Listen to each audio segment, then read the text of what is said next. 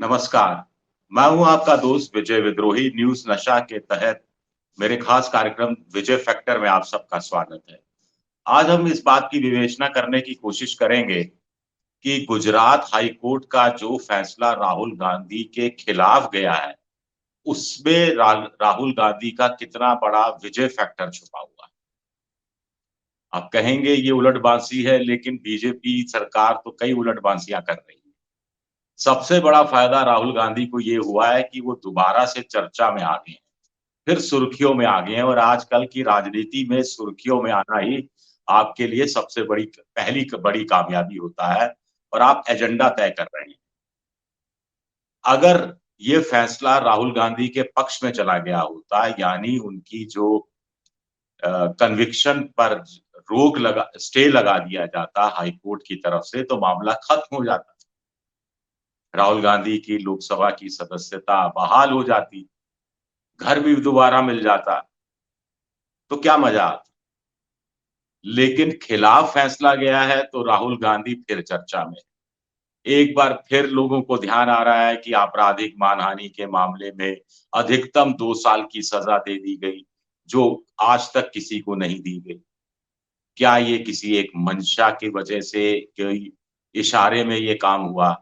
हम अदालतों की गरिमा के खिलाफ कुछ नहीं बोल रहे, लेकिन ये टॉकिंग पॉइंट हो जाता है जनता के बीच में। जनता इस तरह की बातें करने लगती है।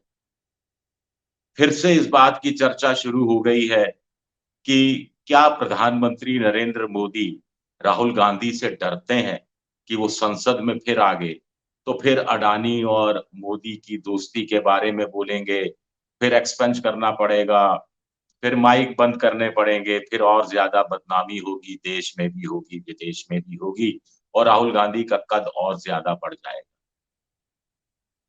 ये चर्चा भी लोग फिर से करने लगे हैं।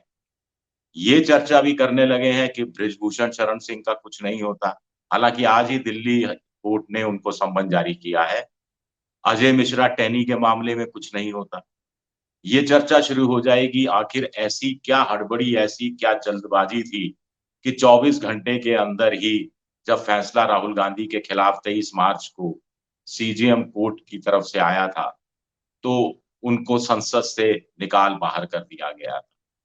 ये चर्चा फिर शुरू हो गई है, लोगों को फिर याद आ गया है कि 1 महीने के अंदर घर खाली करवा लिया गया, और गुलाम नबी आज़ाद साहब 1 साल हो गया अभी भी बैठे हुए हैं उसी सरकारी निवास पर, उनसे कोई पूछ नहीं रहा।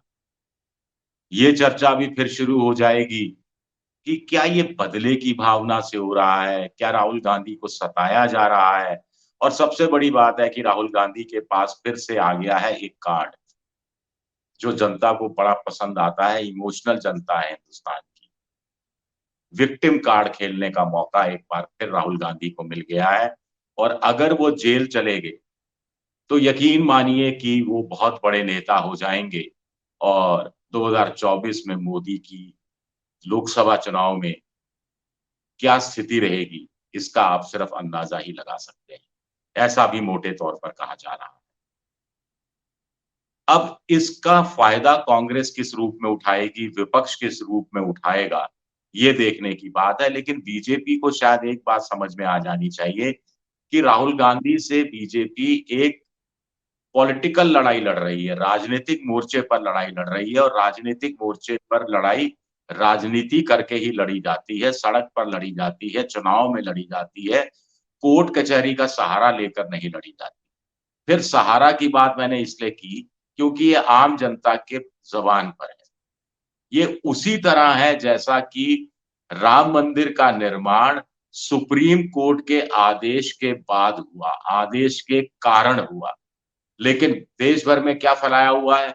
संघ की तरफ से भी, बीजेपी की तरफ से भी, हिंदूवादी संगठनों की तरफ से भी, कि नरेंद्र मोदी ने करिश्मा कर दिया, नरेंद्र मोदी ने राम मंदिर का निर्माण करा दिया। अगर ये श्रेय कोर्ट को ना देकर नरेंद्र मोदी को दिया जा सकता है, तो फिर कांग्रेस के नेता, विपक्ष के नेता इसका उल्टा तर्क क्यों नहीं दे सकते कि गुजरात हाई कोर्ट ने क्या किसी प्रभाव में आकर राहुल गांधी के कन्विक्शन पर स्टे नहीं दिया, जो कायदे से कुछ लोग कहते हैं दे देना चाहिए, कुछ लोग कहते हैं सुप्रीम कोर्ट में मामला जाएगा तो 5 मिनट भी नहीं ठहरेगा और 5 मिनट के अंदर राहुल गांधी के हक में फैसला हो जाएगा।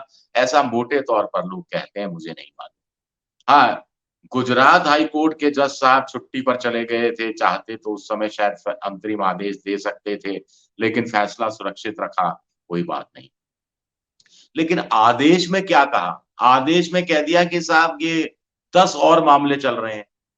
भई कोई भी हाई कोर्ट अपनी से निचली अदालत का जो फैसले को रिव्यू करता है, तो मेरिट डीमेरिट पर ही उसको रिव्यू करता है, उसके आधार पर, रिव्यू शब्द का गलत इस्तेमाल कर दिया मैंने, उसके आधार पर वो फैसला सुनाता है कि उसमें मेरिट देखता है, उसमें डीमेरिट देखता है।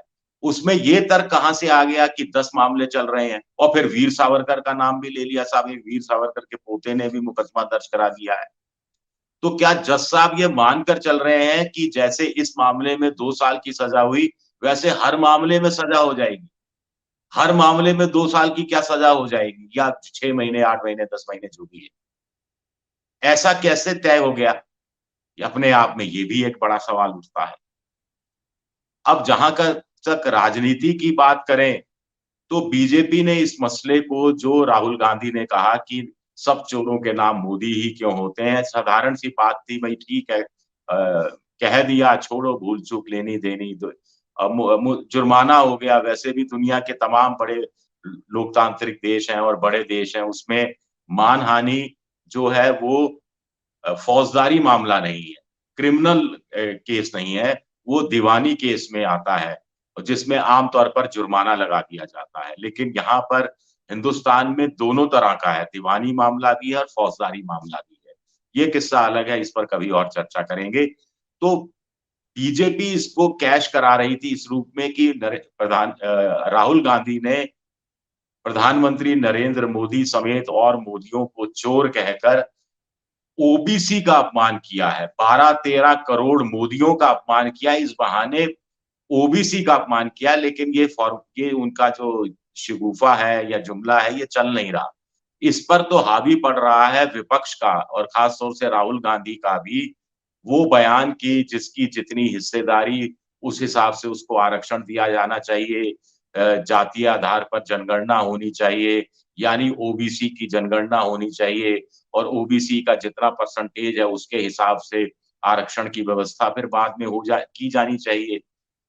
तो वो एक बड़ी लकीर खींची हुई है।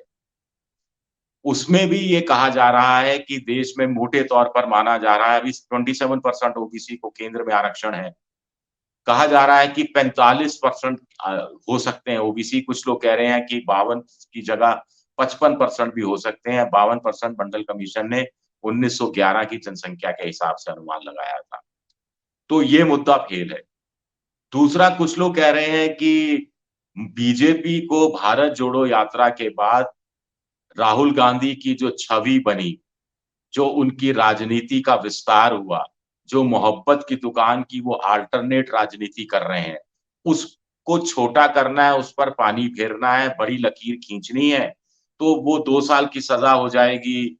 आपराधिक मानहानि का मामला बन गया साहब, देखिए ज़बान पर लगाम नहीं है, देखिए ओबीसी का अपमान करते हैं, देखिए प्रधानमंत्री को चोर कह देते हैं।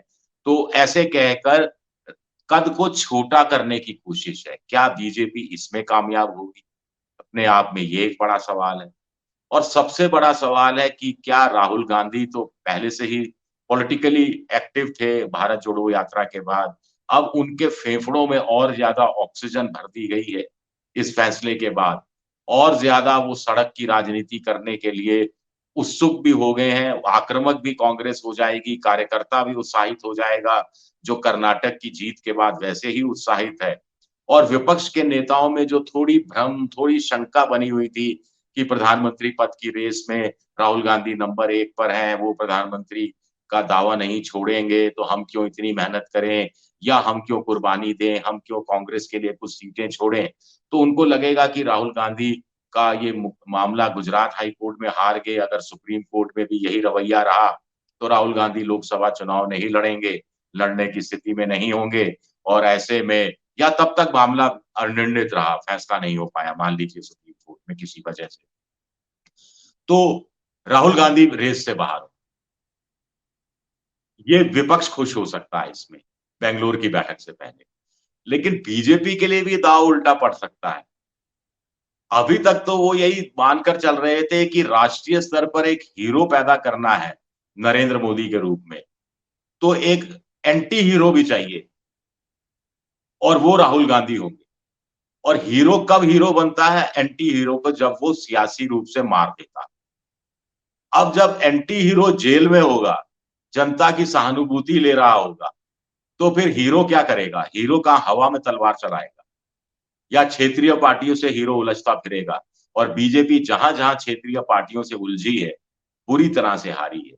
दिल्ली में आम आदमी पार्टी हो, बंगाल के अंदर ममता बनर्जी हो, नीतीश कुमार लालू का गठबंधन बिहार में हो, बहुत सारे और राज्य हैं। दक्षिण में तो आप सारी हालत जानते ही हैं।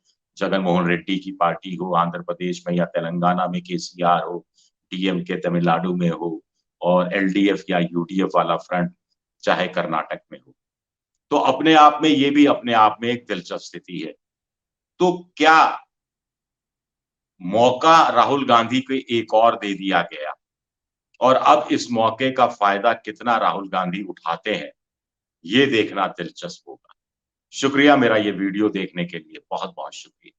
आप हमसे जुड़े रहने के लिए सब्सक्राइब करें YouTube पर, फॉलो करें ट्विटर पर और लाइक करें Facebook पर।